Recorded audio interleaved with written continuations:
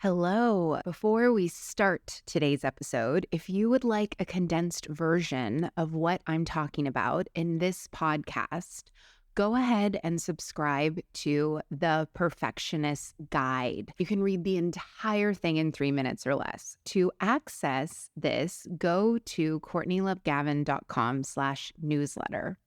Are you a bit of a perfectionist? Type A, hyper performer? Then you know that having the audacity to see an ideal and bring it into reality while breaking generational habits of hustle can be tough, but it doesn't have to be. If you are ready to burn bright instead of burning out, to lead without losing yourself, and to enjoy the life you have worked so hard to create, then keep listening. I'm your host, America's leader on rewiring perfectionism, CLG, and this is Perfectionism Rewired, the podcast. Welcome to Perfectionism Rewired, Sculpting Your Self-Concept. Sculpting your self-concept is the most untapped tool. Any of my clients that are not killing it in every area of life, it's because of this self-concept. Through school, our families of origin, we are constantly berated that your self-concept, which is who you believe yourself to be, is entirely outside of your control, and that it is based on external power markers. And I want you to think of external power markers like an egg, okay? So your self-concept is based on how well your children are doing. Your self-concept is based on whether or not you are employed. Your self-concept is based on anything that is outside of YOU. I want you to imagine that like an egg, like a fresh brown egg from a chicken, okay? And then I'm putting that egg in my hand and I'm crushing it. Okay, your self-concept is fragile and it can be crushed, it can be fried, it can be grated. I don't eat dairy. I will take hard-boiled eggs and I will use a fine grater and I will grate them over something that would normally have cheese in it, and it gives me sort of that sensation, like the flavor.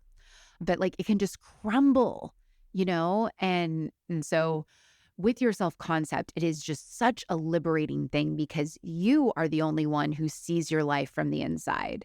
You are the only one that actually has the view of you. You are the producer, you are the writer, you are the director. And it is just so crucial that you understand the prolific power that you possess. You are the only one that is inside of you. So every single belief, attitude, movement behind your eyes that you have, that becomes a tool of creation. After you listen to the episode, you want to make sure that you have two things. You want to be able to go to future self and know, what is that self-concept? How do they think? How do they feel? How do they go through their day?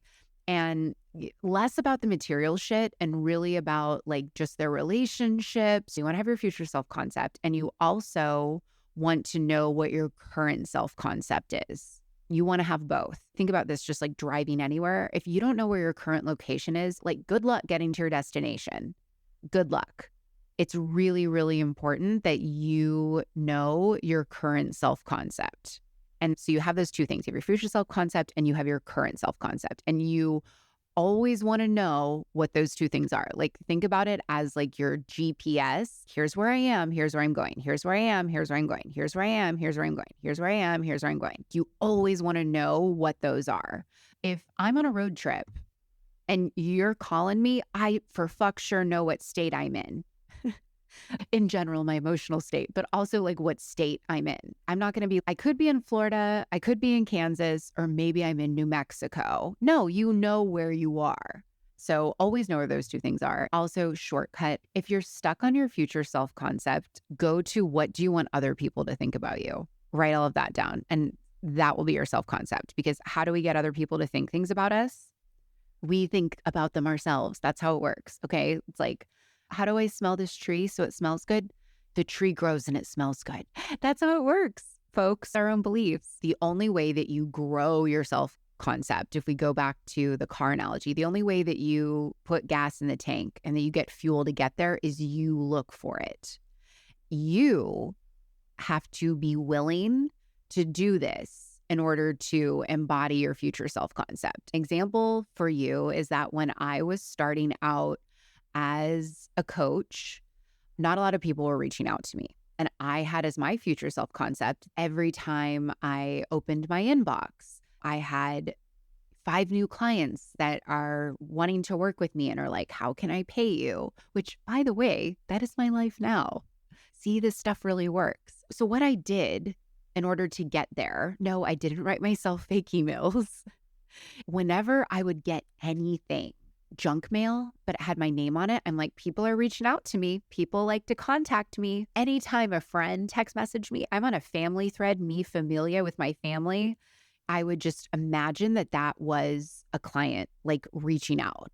And I'd be like, oh, yep, they're into that. They're thinking about me. Yep, for sure. That's what I mean by like using evidence for, anything. When I was first being an entrepreneur, I was like, I've never been an entrepreneur.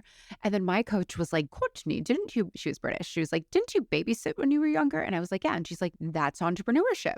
I was in Girl Scouts. I sold Girl Scout cookies. That's entrepreneurship. And so it's like you borrow that belief.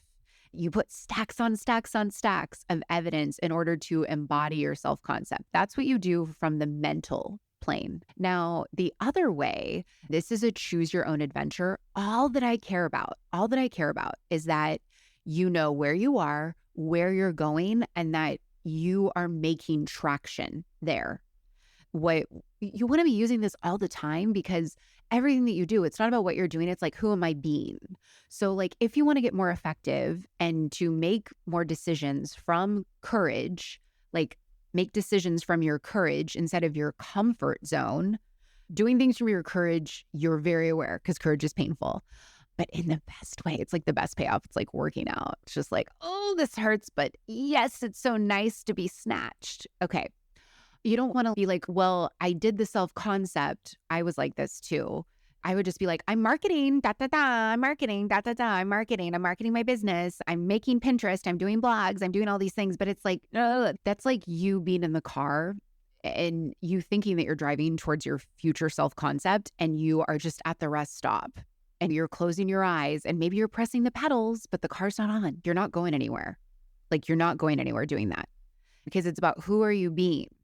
Well, you're not being your future self because you're not going anywhere. You're not actually trying on your future self concept. And you want to be doing this. I say this because I was literally the worst client, and that like, I thought it was bullshit. I was like, I don't have time for that. I would tell myself all the time, I'm like, okay, so I'm going to work for 12 hours in my business and then I'm going to do stuff like that.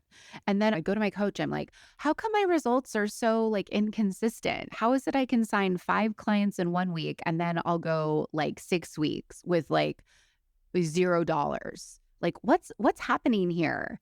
And it was like, oh, I was not locked into my self-concept. I was not doing that each day. So like for breakfast each day, eat your self-concept and have it come to life, coming into it as much as possible. In the beginning, when I talk about sculpting your self-concept, it is like a muscle. This is a jewel, put it in your pouch. A question that I would ask myself a lot is I would be like, who do I want to be anyway, just for this hour?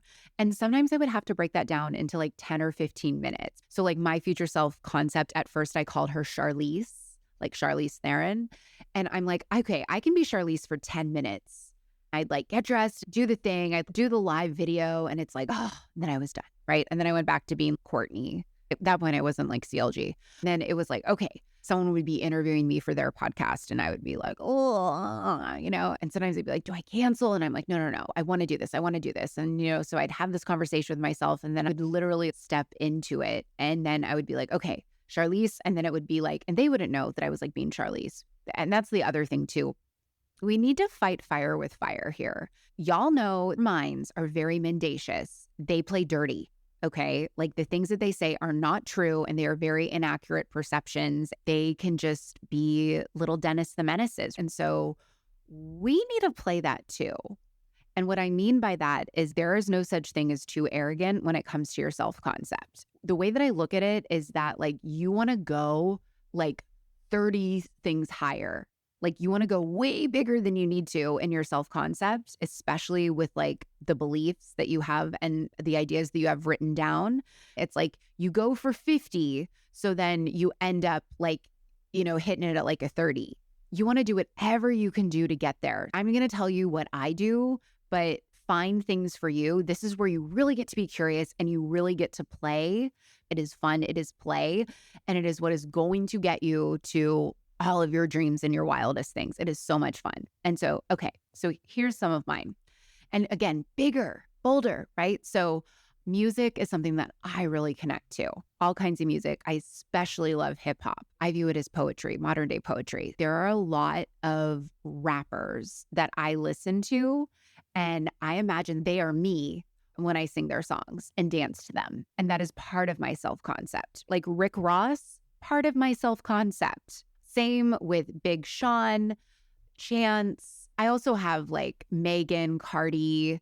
I have a long list. Part of my self-concept is try on how it feels to be this fucking fabulous. I learned different types of dancing. I did tap. Right now I'm doing whacking. Before that, I did voguing. For me, like just moving my body in that way, I think about like my future self-concept, and like that's what they do. Now, I'm not doing these as distractions, okay? I'm doing these to help embody it. You know, I'm very anti-consumerism. So like this isn't a matter of like, you can change your hair, buy the thing, take all the classes or whatever, but like this is an inside job. We use the outside stuff to help augment that. So like one thing that I did is I changed all the doorknobs in my office and in my house so that like every time I opened the door or a doorknob, it was like that cue, or like we call them anchors in NLP. There is this Aesop soap. When I was like poor in my 20s, I remember I went to an executive's house, and in her powder room, she had this Aesop soap, and it just felt so good, and it was gritty and it smelled good, and it was in this like, glass bottle. And I had thought to myself, I was like, someday when I make it, I'm going to have that soap. And so that was like a big thing for me to like have that soap. And also during COVID, we had to wash our hands so much. I had that cue all the time. You know, when you're a little kid and like you would play dress up, or if you have children or grandkids or nieces or nephews, they dress as princesses when they go to Disneyland, or Power Rangers. That's really what you want to do for your self-concept. So for me, I love costumes. And one year I was Wonder Woman, but like sometimes for my self-concept in the beginning, I would put on my Wonder Woman cape when I would do consults with clients. It was on the phone. They didn't know what I was wearing.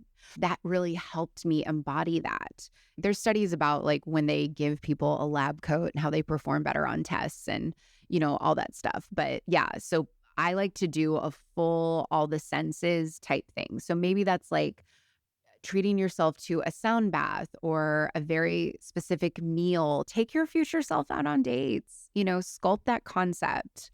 Want to get as creative as possible in your future self concept, but also don't use this as a distraction. I've had some clients where it's like they hire a stylist. For me, it's like I remodeled my entire office. It was procrastivity. I told you I'm the worst. It's why I am so superb at coaching all of you, because I know every trick in the book because I did it. Be on to yourself. Of like, oh, I can't embody my self-concept unless I'm wearing this thing, because we don't want to do dependencies here. This is just like to augment it. It really has to do with you and whatever you can do to get to that feeling state of your self-concept. Also, another thing that I do is I actually have a scrapbook that I use as my future self book. I put things in there, and I will also use it just to like document like the journey of like becoming my future self. But again, I'm creative and I like doing those things. So I also have Pinterest boards. These are all things that like work for me. Like maybe you're a spreadsheet type person. I'm not. I use them for organization and utility only. Find out what it is that is going to breathe your self-concept into life. One of my clients is a realtor. This was part of her self-concept. She wanted her prospective clients to think of her. And it came true.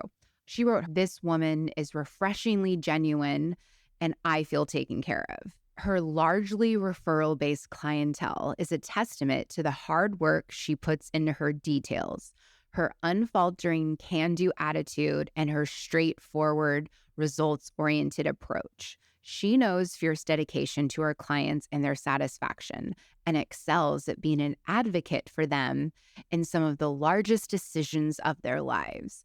Her tenacious commitment to improvement and growth carries into her daily decisions. I just read the beginning of that too. Can you feel that? Like when you do that with yourself, when you're like pre-gaming before you do anything, it's like when she does that, there isn't any questioning there. Am I going to be pushy if I contact my clients, right? Because she's not in that self-concept. She's in the self-concept of, I show fierce dedication to my clients and their satisfaction. I excel at being an advocate for them in some of the largest decisions of their lives. So when you're really in that self-concept and in that lens, when you're at that higher altitude point, the perspectives of being pushy, that doesn't even come into play. You are centering your identity on your possibilities instead of your limitations. If you're nodding your head yes, listen closely because I might have the solution you've been searching for. My Perfectionism Rewired Accelerator, a 6-week, highly individualized one-on-one coaching experience designed exclusively for perfectionists like you.